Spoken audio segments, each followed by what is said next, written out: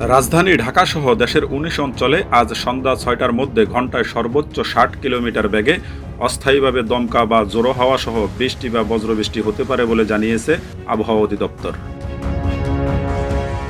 বুধবার সকাল ৯টা থেকে সন্ধ্যা ৬টা পর্যন্ত দেশের অভ্যন্তরীণ নদীবন্দর সমূহের জন্য আবহাওয়ার পূর্বাভাসে এই তথ্য জানানো হয়েছে।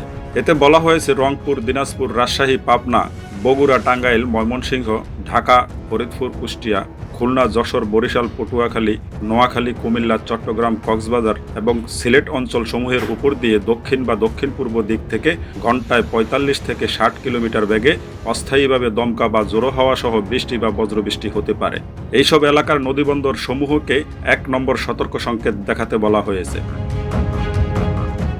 এদিকে বৃহস্পতিবার সকাল ৯টা পর্যন্ত আবহাওয়ার পূর্বাভাসে বলা হয়েছে রংপুর, রাজশাহী, ঢাকা, ময়মনসিংহ, খুলনা, বরিশাল, চট্টগ্রাম ও সিলেট বিভাগের অধিকাংশ জায়গায় অস্থায়ীভাবে দমকা হওয়া ও বিদ্যুৎ চমকানো সহ হালকা থেকে মাঝারি ধরনের ভারী বৃষ্টি বা বজ্রসহ বৃষ্টি হতে পারে।